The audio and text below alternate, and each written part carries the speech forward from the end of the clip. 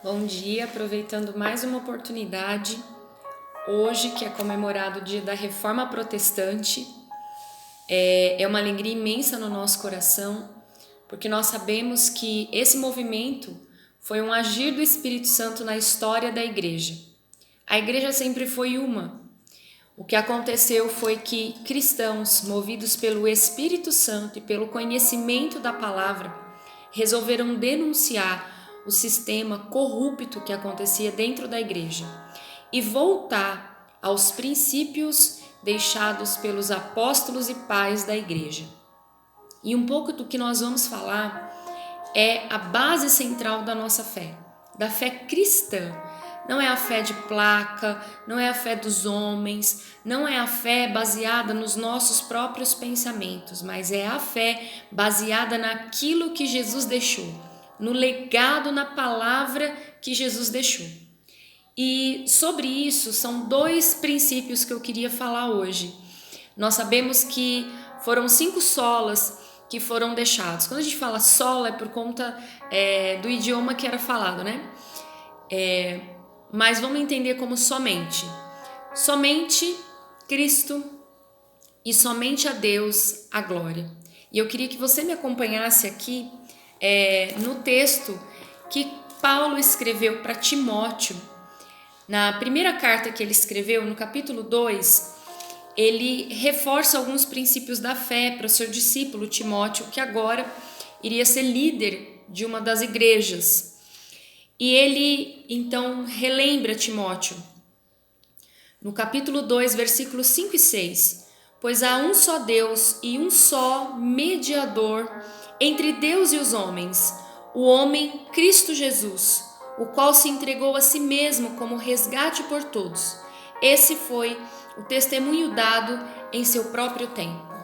Assim como nós compartilhamos ontem e falamos um pouco da obra expiatória de Jesus, nós queremos lembrar com uma das solas, somente Cristo, que somente Ele pode nos redimir de nossos pecados. Não existe outro que possa nos salvar. O próprio Jesus, falando aos seus discípulos, disse: eu sou o caminho, a verdade e a vida, e ninguém vai ao Pai a não ser por mim. Um outro princípio deixado pela Reforma Protestante, relembrado pela Reforma Protestante, é somente a Deus a glória. Naquele momento, a glória estava sendo dividida entre os homens, a glória estava sendo dividida entre notáveis, que o próprio sistema escolhia como pessoas que receberiam ou mereceriam honra.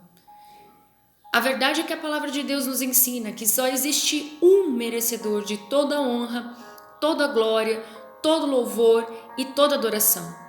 E desde o Antigo Testamento nós vemos que Deus não tem nenhuma disposição no seu caráter em repartir a glória dele com qualquer que seja a pessoa, por mais notável que ela seja. Nós temos no livro de Deuteronômio alguns versículos que eu queria compartilhar com você. No capítulo 4, Deus está conversando com Moisés. Deuteronômio é praticamente um diário de bordo de Moisés. Ele vai falar um pouco da experiência dele e desse encontro que ele tem com Deus desde a saída do Egito e como o relacionamento com Deus foi sendo estabelecido depois dessas experiências milagrosas. Deus então quer conversar com o seu povo e ele quer estabelecer algumas questões sobre esse relacionamento. E uma coisa que fica muito clara é que Deus não tem disposição de dividir a sua glória.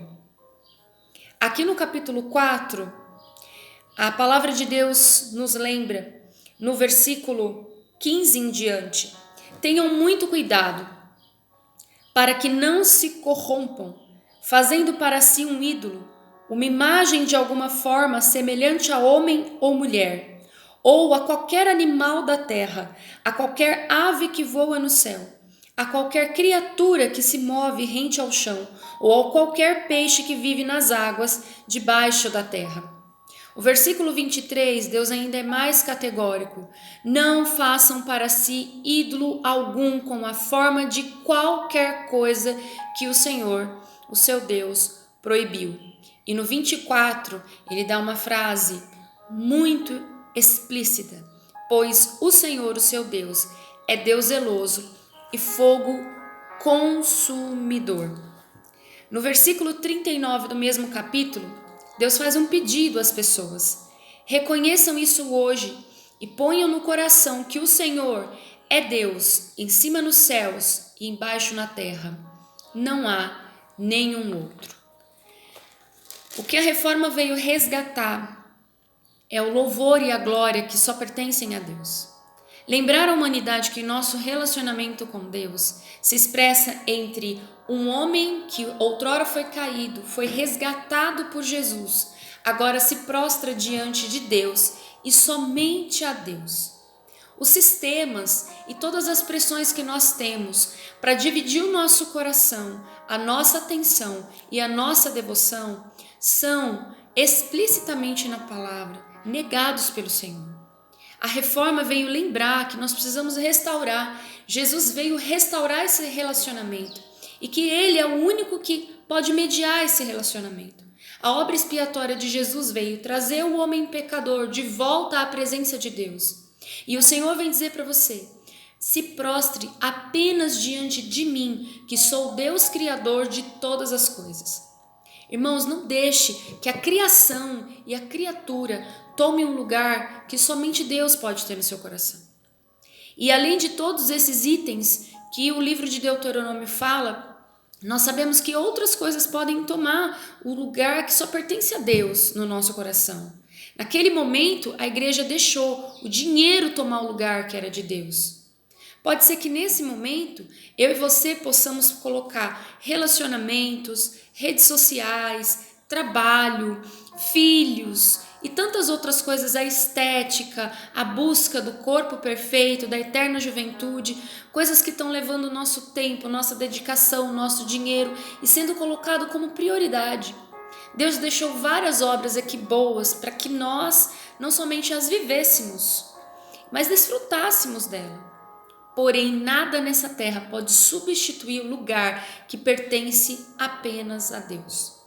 O desafio que a gente tem hoje é sondar o nosso coração, visitar o nosso coração e se perguntar com sinceridade, pronto para ouvir a resposta sincera do Espírito Santo. Eu tenho trocado por coisas, por ideias, aquilo que só Deus pode viver e fazer no meu coração? Esse é o nosso desafio. Nós estamos dispostos a isso? Nós estamos dispostos realmente a permitir que apenas Deus tenha esse lugar no nosso coração? Será que a gente não está tentando fazer Ele viver exprimido entre tantas paixões, entre tantas prioridades que a gente estabeleceu para nós? Então, o nosso convite é para que você visite as suas prioridades e pense se elas não estão tomando o lugar que pertence a Deus na sua vida. Vamos restaurar a nossa fé? Vamos viver uma fé verdadeira? Vamos viver na nossa vida aquilo que Jesus deixou como legado para os discípulos viverem? Eu espero de coração que depois desses dias você tenha disposição no seu interior para adorar e servir a Deus de uma maneira completamente diferente. Não se trata de mais uma nova religião que foi inaugurada.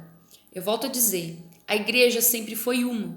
A igreja foi inaugurada por Jesus e pertence a Jesus.